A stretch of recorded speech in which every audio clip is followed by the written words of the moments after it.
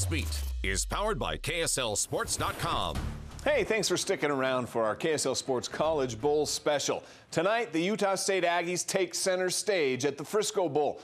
But they've been in the spotlight for reasons other than football this past week. Of course, as we know now, police cited quarterback Jordan Love and running back Gerald Bright for possession of marijuana. Coach Gary Anderson, though, never doubted. He said Love and Bright would both be playing tonight. And on the first drive of the game, the Aggies take it 75 yards in less than 3 minutes. Bright scores for the 7-0 lead. 45 seconds later, though, Kent State already ties it up. Dustin Crum, the deep ball. 78 yards to Isaiah McCoy, and that ties the game at 7. Now, Kent State would build a 14-7 lead. Utah State driving, but it ends when Love's pass goes in and out of the hands of his receiver for the interception. That led to a field goal. Aggies down 17-7 after one quarter. Second quarter, Love brings the Aggies right back, and he uses his top target, C.O.C. Mariner. And he's going to make an incredible catch, too. Look at this. With the right hand, one-handed. That touchdown ties the game at 17. Later in the quarter, Love makes history. This run gives him the most total yards in school history, over 8,800 yards. In the third quarter, Aggies down 26-17, but still not out of it. Love to Devin Tompkins. Tompkins is in for the touchdown, makes it a 2-point game. There was a lot of scoring going on in the fourth quarter of this one. Aggies down 7, and Tompkins strikes again. The 57-yard run. This is going to tie the game at 34. Tompkins' second touchdown of the game. The Aggies defense, nowhere to be seen tonight, though. They gave up 10 straight points. This touchdown helping Kent State to the lead, but Jordan Love kept him in the game. Connects with Mariner again. Both feet in. Cuts the lead to 3. Then on 4th and goal, Kent State decides to go for it. Crum keeps it. He scores. That's the nail in the coffin. Aggies fall short at the Frisco Bowl, 51-41. Jeremiah Jensen joins us now from Frisco.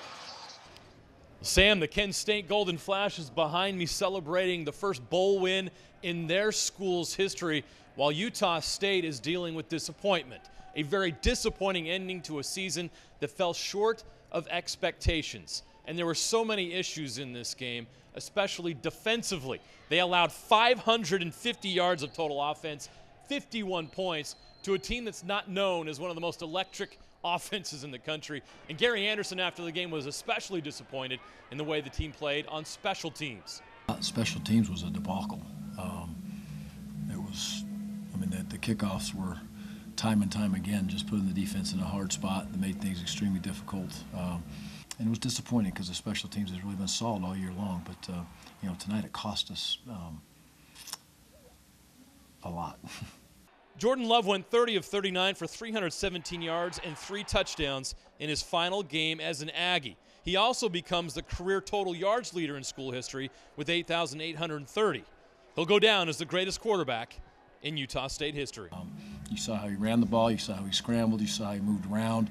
This game meant the world to Jordan Love. I'm sure he's down there, and it's really hard for him to be able to deal with.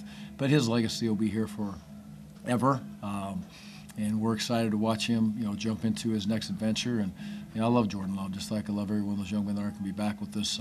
This certainly leaves a bitter feeling for these coaches and players as they head into the offseason.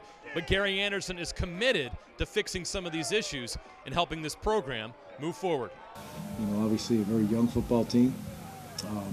And then lastly, I say to that one, what do you learn from this year is you learn you got a whole bunch of new kids in this program, and they have to understand that, it will get much more difficult as we move ourselves into year 2 because it needs to. We need to gain some physicality. We're a lot more mentally stronger than we were last year and everything, and we know that we have to battle through a lot of adversity, and I think that's going to help us come together and bond as a unit, like Coach always talk about. He always talks about us bonding and coming together as a team, like being more than just a team, being a family.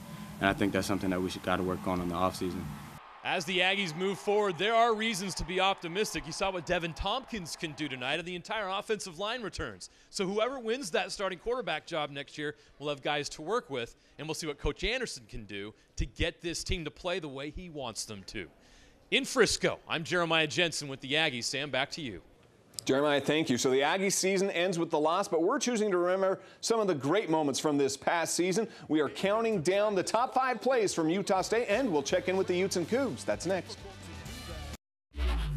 Our top 5 plays from the Aggies season begins with this Jordan Nathan catch against Fresno State back on November 9th. Over top of the defender. What a grab there.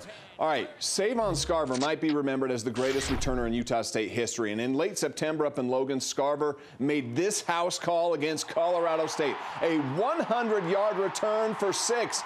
That is the number 4 play on our list. Number 3 on our list takes us to the defensive side of the ball. David Woodward. He'll be making plays on Sunday next year in the NFL. Oh, in that same game against CSU, making that play. The strip sack and return for the touchdown. COC Mariner had a couple of pretty catches against Kent State tonight, but it's hard to beat this one. In the season opener against Wake Forest, Mariner with the toe tapper. You could argue that it should be number 1 on our list, but it's hard to beat this play. Fellow Utah transfer Caleb Rep, look at this one-handed catch. I still don't know how he did that for the touchdown against Boise State. That is our number 1 play of the year for Utah State football. We'll check in with the Utes and Cougars next. The College Bowl season continues for our local teams next week when the BYU Cougars face the Rainbow Warriors in the Hawaii Bowl. The team arrived in Hawaii this morning to begin on-site preparation for that Christmas Eve game. Before Coach Kalani Sitake left town, he sat down in an exclusive interview with KSL Sports' Mitch Harper and shared what he believes to be the keys to getting a bowl win. Hawaii's a different team, right? And I think the key is for us to really get our issues handled on the offensive side and defense, but more than anything is just score points on offense and defense, stop them from scoring. We do that, I think we'll have a good chance, you know, and that's pretty much the easy way to put it and make it a bottom line type of deal. But there's a lot of things in between that we can improve on and focus on what we can do as a team first and not put ourselves in bad positions.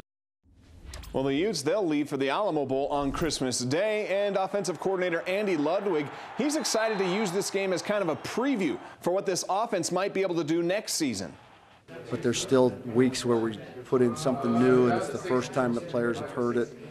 I just think that the second go-around, the second year in the system, will be so much cleaner than the first year. So look forward to putting some of that on tape here, or a lot of that on tape in the bowl game, and then moving forward to spring ball.